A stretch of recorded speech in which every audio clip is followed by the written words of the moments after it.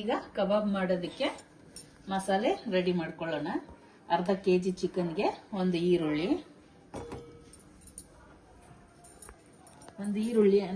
ಶುಂಠಿ ಬೆಳ್ಳುಳ್ಳಿ paste 1 spoon, chilli powder 1 spoon. ಇದಕ್ಕೆ ಸ್ವಲ್ಪ ನೀರು ಹಾಕಿ ರುಬ್ಕೋಬೇಕು.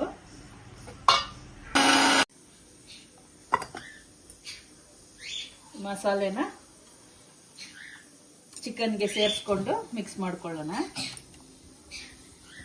ಇದಕ್ಕೆ ಸಾಲ್ಟು ಪೆಪ್ಪರ್ ಪುಡಿ ಎಲ್ಲ ಸೇರಿಸ್ಕೊಳ್ಳೋಣ.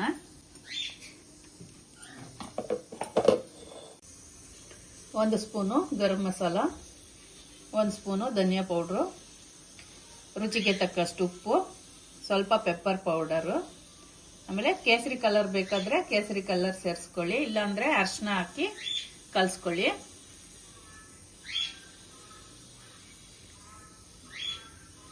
ಎಲ್ಲ ಪುಡಿ ಕಲಸ್ಕೊಂಡು ಚೆನ್ನಾಗಿ 1 ಅವರ್ ಮ್ಯಾರಿನೇಟ್ ಮಾಡೋಕ್ಕೆ ಬಿಡೋಣ.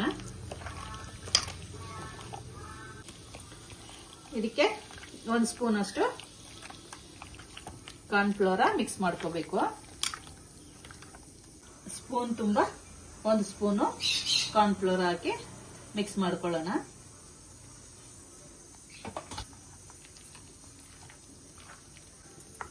ಒನ್ ಅವರ್ ಬಿಟ್ಟು ಫ್ರೈ ಮಾಡ್ಕೊಳ್ಳೋಣ. ಅಷ್ಟರ ತನಕ ಮ್ಯಾರಿನೇಟ್ ಆಗಲಿ. ಫ್ರಿಜ್ಜಲ್ಲಿ ಇಟ್ಬಿಡೋಣ. ಕೊಂಚಕ್ಕಾಗಲ್ಲ.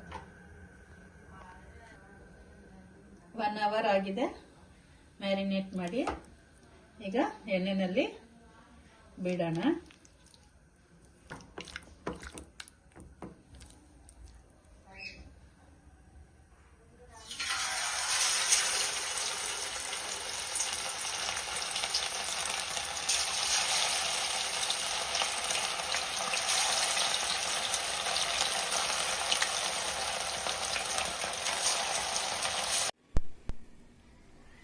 ನೋಡಿ ಫ್ರೆಂಡ್ಸ್, ಕಬಾಬು ರೆಡಿಯಾಗಿದೆ.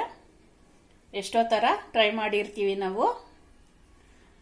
ಈ ಥರನೂ ಒಂದ್ಸಲಿ ಟ್ರೈ ಮಾಡಿ ಟೇಸ್ಟು ಹೇಗಿದೆ ಅಂತ ನೋಡೋಣ.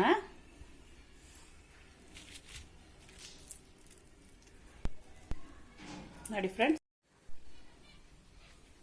ಈಗ ಟೇಸ್ಟ್ ನೋಡೋಣ.